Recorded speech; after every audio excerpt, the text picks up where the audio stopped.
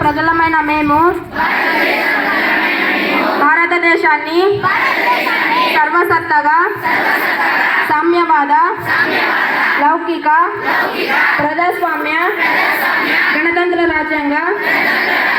నిర్మించుకోవడానికి ఈ పౌరులందరికీ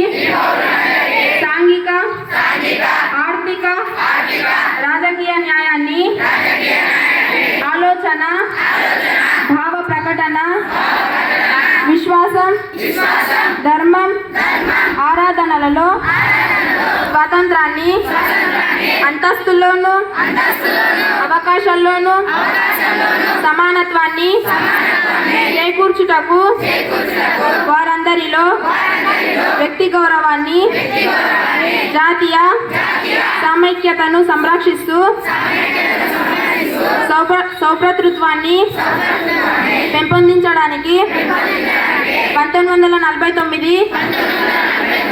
నవంబర్ 26న మన రాజ్యాంగ పరిషత్తులో ఎంపిక చేసుకొని శాసనంగా రూపుదిద్దించుకున్న ఈ రాజ్యాంగాన్ని మాకు మేమే ఇచ్చుకున్నాం.